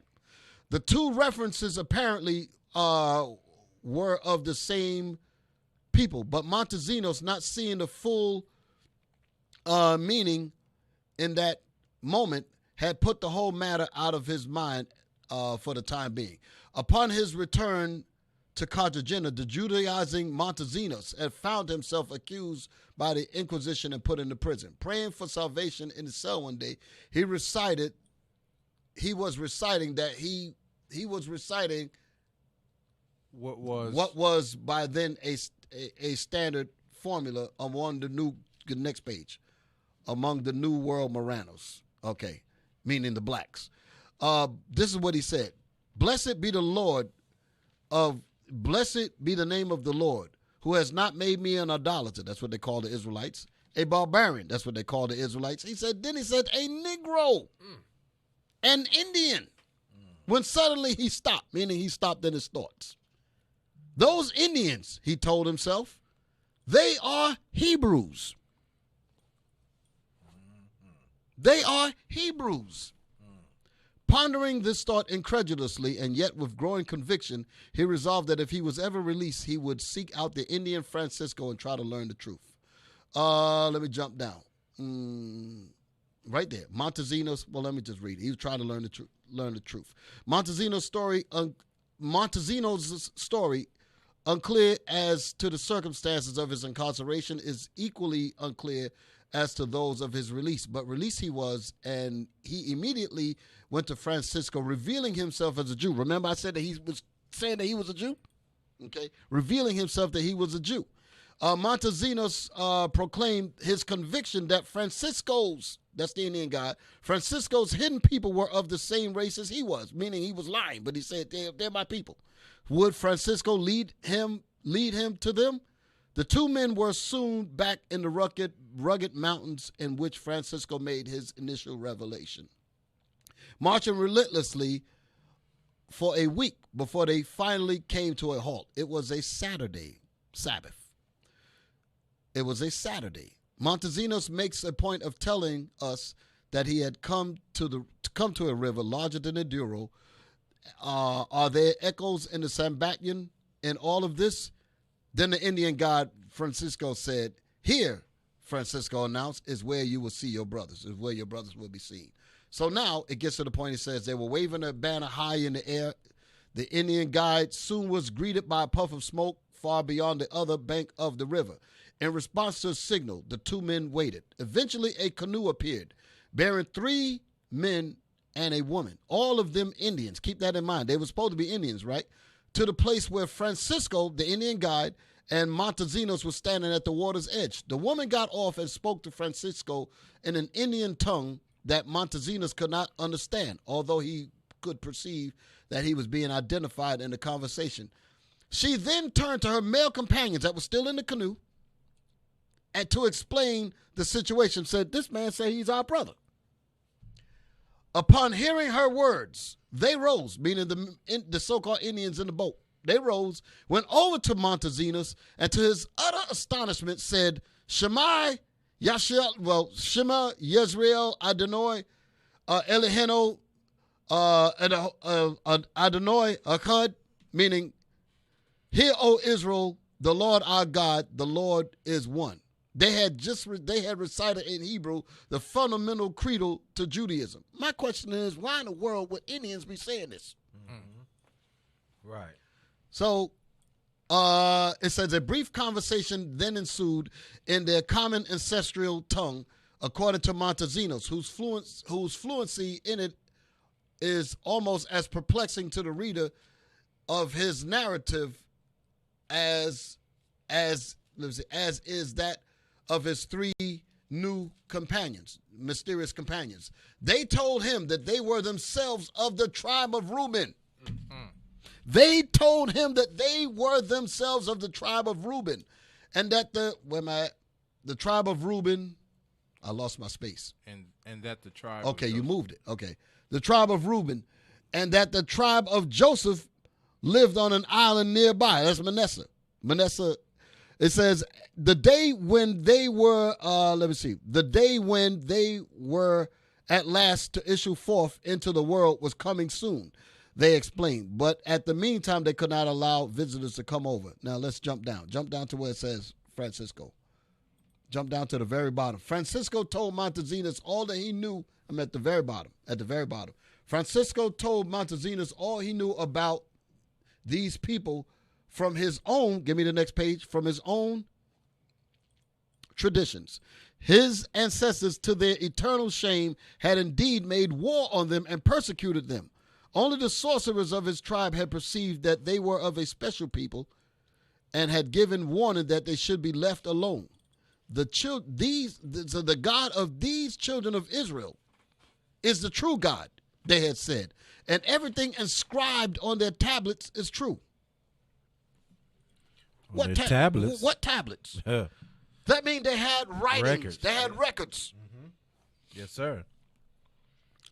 Everything inscribed on their tablets is true. It's that at the end of days, they will be lords of all the nations of the earth. One nation will come bringing many things to this land, and after we have all been provided for, these children of Israel will go forth from where they now are and reign over the whole earth as they once did. Damn. As they once did. So you telling me that they didn't have the scriptures for them to know this? Okay, and so let me back up for a second. It says, one nation will come bringing many things to this land. Give me Zechariah. Exactly it. Y'all want to go into that? I've been talking. Zechariah. This is what it's talking about. One nation shall come, because the nation of Israel was split up into 2 parts. And they were called, like the book of Ezekiel said, that he will bring the two kingdoms back together again. That's why it's saying one nation. The nation that it's talking about was that Judah was going to be brought over on the slave ships. You got it? The Lord shall raise the tents of Judah first. Come on. Zechariah 2. What is it? Zechariah 6? Can somebody quote the scripture? 12 and 7, Eli. Zechariah 12 and 7. Okay, thank you. Come on. My bad, I don't be remembering that one. Zechariah chapter 12, verse 7. The Lord also shall save the tents of Judah first. That's the one nation that Gad was talking about. That was Northern Kingdom was talking about. What did it say? The Lord also shall save the tents of Judah first. Go ahead. And the glory of the house of David and the glory of the inhabitants of Jerusalem do not magnify themselves against Judah. Because the Most High is going to make sure that credit gets to put to Judah, because Judah is being stamped down now. You got the other tribes that's trying to look down on Judah, but the Most High said, I'm going to bless Judah with the knowledge first, and Judah going to teach the rest of the tribes. So that's in history and that's in the Bible. Okay, so that's how that's going to happen. So that's what their brothers was talking about here. One nation will come and bring us the truth. That's what it's really saying. And after we have all been provided for, we will now go forth from where we are now and rule over the whole planet Earth. That's Revelation, the 7th chapter. That's what that's talking about. So how in the world is people going to read this and come up and have all this information, going to try to just eliminate Northern Kingdom out the Bible? You wicked as hell, brothers. You wicked as hell, and you need to stop that foolishness. I don't know what your problem is, but if you don't get your head straight by the Most High going to chop your damn head off. That's what's going to happen. I'm just going to tell you straight. Okay? Dick, would that also go into Zechariah 14 and what's that? 14 and 16? 16 through 17? I don't know. I'm not reading. Well, let's read it. I'll just kingdom. Well, let's talk about the kingdom. Right. Zechariah chapter 14, verse 16. And it shall come to pass that every one that is left of all the nations which came against Jerusalem shall even go up from year to year to worship the king. That's in the kingdom. That's what it's talking about. That's in the kingdom. That's after we have all been provided for, and you know us, because that's going to be after them bombs are dropped. That's what that's talking about there. So, where am I going now? I want to now. Let's talk about. Let me show an article. The museum. Go back to my things. Go back to my tabs. Look at this here. There was a video. Did I send you? Look on there. Look on my videos. I just want to see if there's a video on this. There's a video that I want to see. Hang on, brothers. We're going to show this video. We got to show that one next week. This is the video I want. Play that one. That we live under a tremendous weight of slavery now. Was that now. the beginning? And this isn't black. Words? Did we miss any words? Because it sounded like it jumped in the middle. Okay. Well, you have to remember that we live under a tremendous weight of slavery now. And this isn't black history we're talking about. This is our national history. It's my history. It's your history. People have been lynched, slaves. You went to the army and wasn't respected. You had to sit in the back of a bus. You need federal legislation to get you into a school to get an education. All of these things. So when you see Robert E. Lee on a column 80 feet tall. Let me pause it for a second. Let me pause it for a second. Basically, what you're looking at is a so-called benevolent white man. And he's talking about the importance of a slavery museum. And he's talking about the importance of trying to right the wrongs of his ancestors. Okay, so just bear with it. Because I'm going to get into this thing a little bit with time running. So that's what he's talking about. I want you to hear what he says, all right? How long is it? Man who wanted to retain slavery, it offends you. You've got two sides, and blacks are screaming prejudice to the white side, and the white side is looking and saying, why don't they get over it? Why can't they get over it? And the blacks don't understand that the whites don't know what the it is, what the IT is. We're trying somehow here to define the it. Pause it. Why don't you blacks just get over it? That's what he was going into. Why do you blacks just get over it? And he's saying that whites don't understand what the it is. Yes, they do. They know exactly what the it is because they caused the it. They caused the it, so they know what the it is. That's just playing games, okay? There was a article that I saw on the group me last week. I think one of y'all put it up about psychological trauma or something like that. What was it? I had it posted up there. Pause this for a second. Let me just go to it. Go to my tabs. Go to my tabs. Go to my tabs. Let me see. Did I send it to you? Maybe I did. It's on there. Right there. Psychological trauma. That's it. Let's open that up. Because this is the it. This is part of the it. This is part of the it. It says psychological trauma. Yes, sir. Zoom it in a little bit so I can read it a little bit. Okay, right there. Psychological trauma is damage to the mind that occurs as a result of a distressing event. Now, the way they have this written, you would think it's talking about individual trauma or the trauma of one person who has been raped or in a bad car accident and all of that. I'm going to bring it to the point of collective trauma, okay?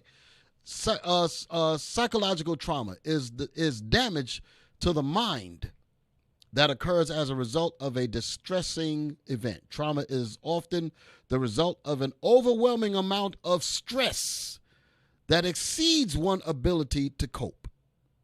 This is what trauma have done. In other words, the trauma is so great that we cannot function normal in society. We cannot function normal as people. So there are things that we do in order to cope, ability to cope or integrate the emotions involved with that experience. Trauma may result from a single distressing experience or recurrent of events being overwhelmed that can be precipitated in weeks, years, and even decades as the person struggles to cope with the immediate circumstances, eventually leading to serious long-term negative consequences. So, all right, that's it on that. So basically, the trauma and the things that we go through affects us so much that we cannot even think to be normal, okay? And there are things that we do to cope with trauma, like we take dope, drugs, get involved in illicit promiscuous activity, feel good, consumerism. All of these things are used to help us cope with the psychological damage that has been done to us through terrorizing, trauma, and things of this nature. We have a collective injury in understanding this. Okay, let's go back to the video.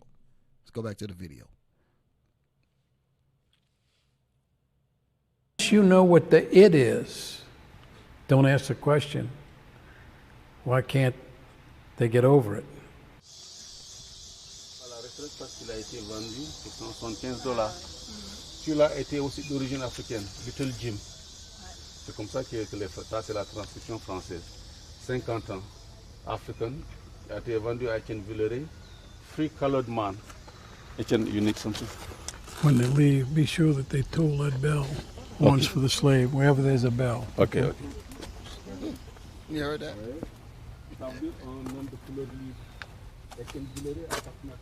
Notice I can't read right. When I was brought up, if my boss man catch me with a pencil or paper, it was 25 lashes. John McDonald. That was a slave. Go ahead. So he gonna ring the bell in honor of I guess in honor of us.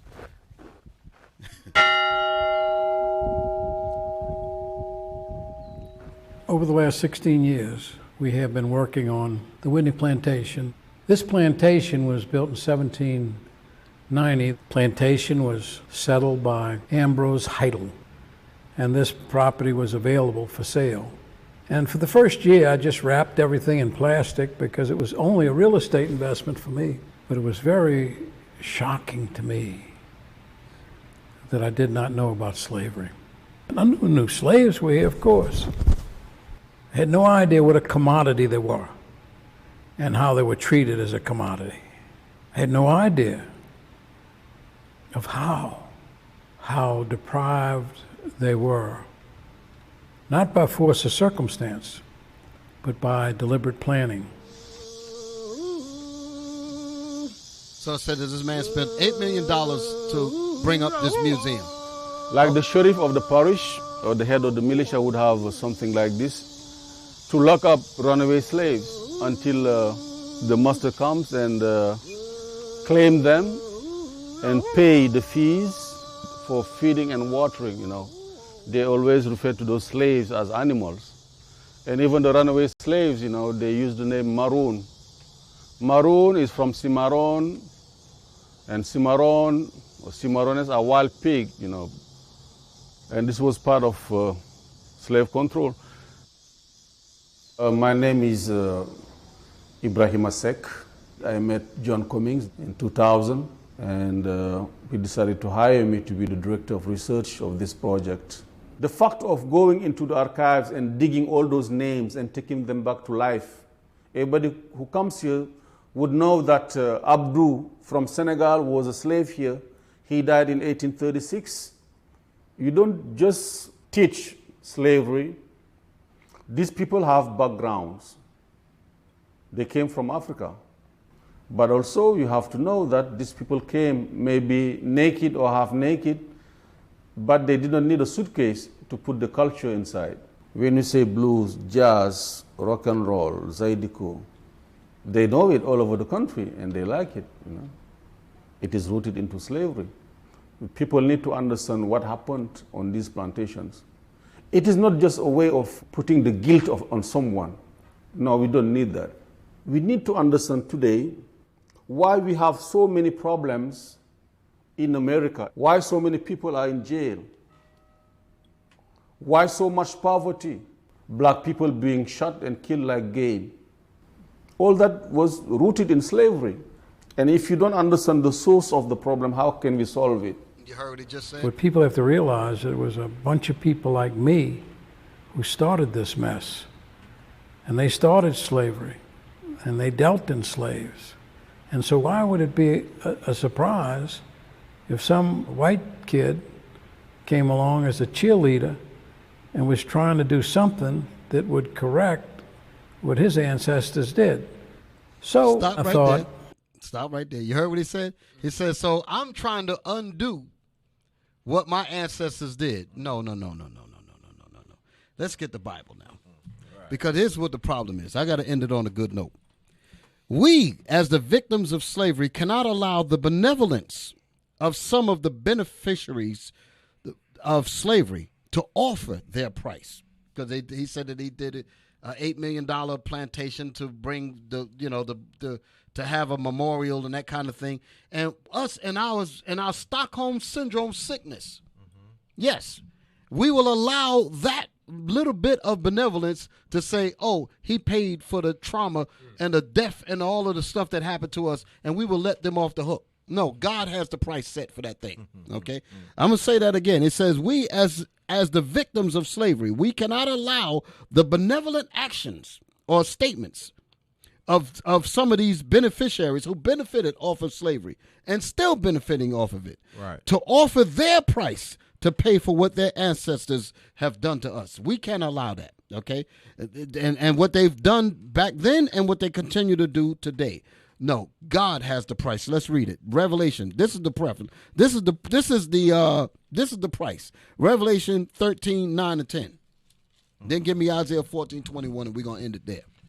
So ringing the old bell ain't gonna do too much. No, that ain't gonna do nothing. That ain't gonna do nothing but piss me off. Okay.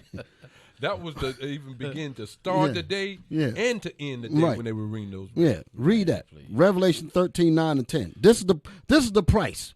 Because I know how people tell me, oh, and I was surprised they ain't put no music behind it when he was all sad and melancholy about what happened to us and all that. Most I said, no, here's the price. Now, I want your money. Read. Revelation chapter 13, verse 9. If any man have an ear, let him hear.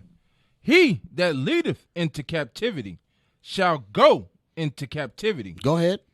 He that killeth with the sword must be killed with the sword. That's what you call justice. That's reap what you sow. That's what the Most High believes in. Not you building something for $8 million, which was a property investment. I heard what he said in the beginning. It was a property investment at first. It still is. And still is. Okay? People paying to come to that thing. Read.